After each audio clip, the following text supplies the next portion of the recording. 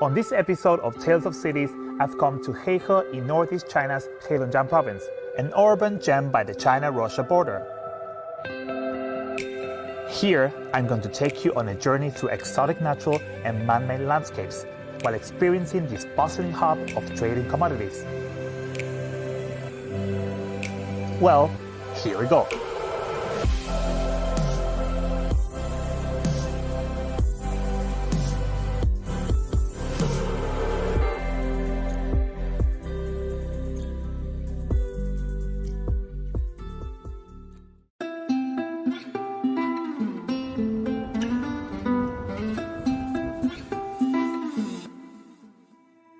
The city of Heihe and Russia's Blagoveyansk face each other right across the Heilongjiang River. It is so cool to sail on a boat along the river where I can have a perfect view of the charms of the two countries.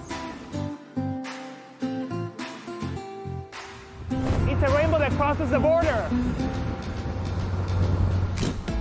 Capitalizing on its geographic advantages, Heihe has lifted the China-Russia trade ties to a higher level, enjoying rapid cross-border e-commerce growth while enriching people's online and offline shopping experience.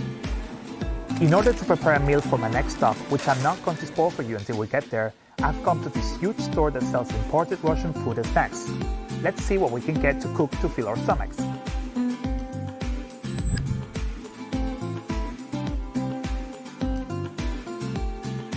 我们是对俄O2O一站式销售服务平台，日均的销售额呢已经突破了70万元人民币。每天呢，我们基本上销售在11万件俄罗斯产品左右。那这个多少钱？你好，这是大马哈须鱼，这120一斤。这个适合做烧烤吗？可以，直接吃也可以，肉质特别鲜嫩。欢迎新进直播间的宝宝，进来宝宝给主播点点关注，欢迎大家去下单哦。 The platform has also jumped on the bandwagon to participate on live commerce. Here, live streamers demonstrate and taste Russian products for their online followers. 通过互联网，我能极大的压缩产品的这个节点数量。可能以前卖俄罗斯产品，它是3、4、5手之后再卖，所以价格非常高。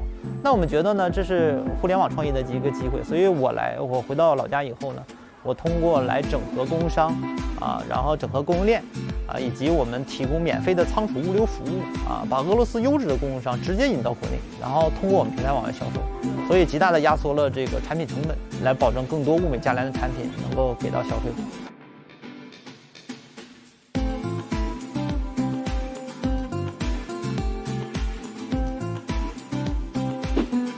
So I got fish, I got meat, and I got kind of different sausages. I think I've got all the ingredients for a special dinner tonight.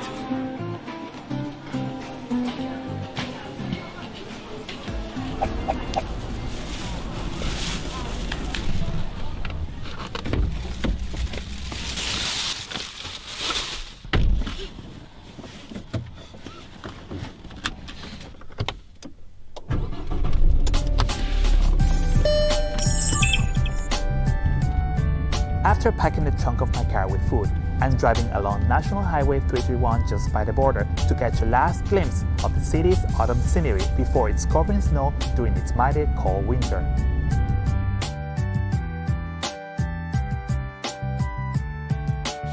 I'm by no means a good chef, but it's time to turn my groceries into special picnic.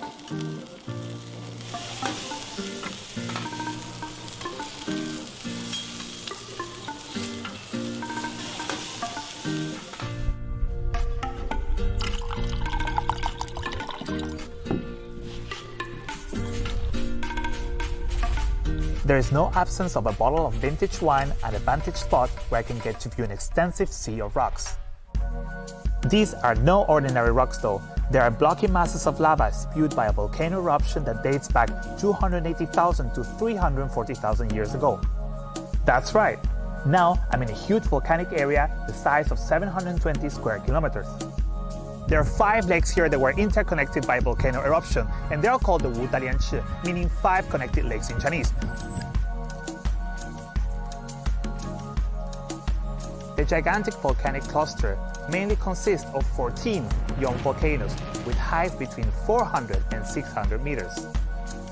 The last eruption of these volcanoes occurred around 300 years ago. But for volcanoes, 300 years is not long at all. Centuries later, humans and wildlife have already reshaped the landscape to what we see today.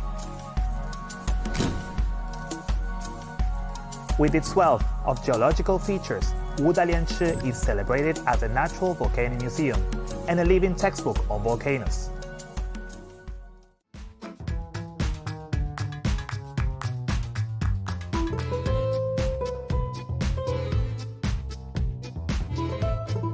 As China opens its door wider to the world, Heihe and its Russian neighbor Blagoveshchansk have seen more vibrant people-to-people and cultural exchanges.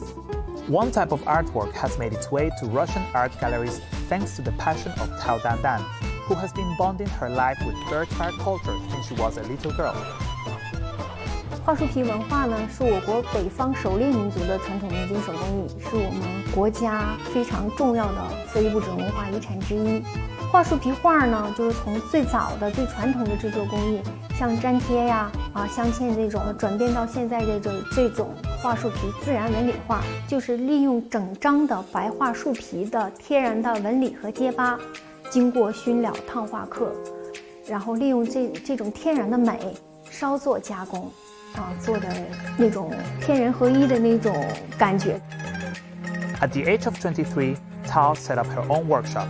She has opened various training classes free of charge for school and communities, teaching people from all walks of life the history of bird-fire culture and the ABCs of the craft. 因为我的性格比较内向，就总喜欢做手工的东西。后来我就越来越觉得桦树皮这个材料，可塑性非常强，对我一个女孩子来讲，比那些木雕、根雕要好弄很多。然后逐渐就爱上它了。It's not only culture that Heihe is promoting to a wide audience in Russia, but also Chinese goods and services, which have found a huge market in Russia through the border city, especially with its fast-developing cross-border infrastructure construction in recent years.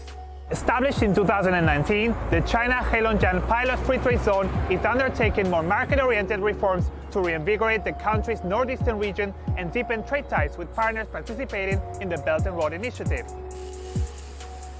在这个自贸区的成立背景下，产品全部对俄出口。黑龙江大桥即将通车，对我们解决运力是最大的帮助。习总书记的一带一路让我们坚定了发展方向，矢志不渝地开展出口市场。黑龙江自贸区黑河片区的定位和优势有哪些？黑河自贸片区啊，我们自己有一个口号，叫“中国最北自贸片区”。我们要打造跟俄方共同打造跨境的产业集群。我们还依托黑龙江大桥这样的基础设施打造口岸物流枢纽。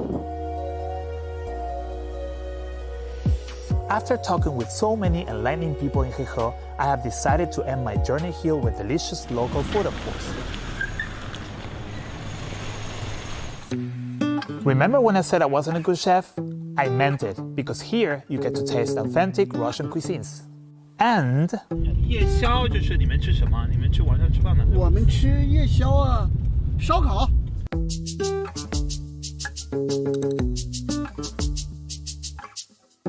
你喜欢吃？我喜欢吃，我都能吃啊。多少钱？我给你算。15，你看看给多少算多少。就给20就行。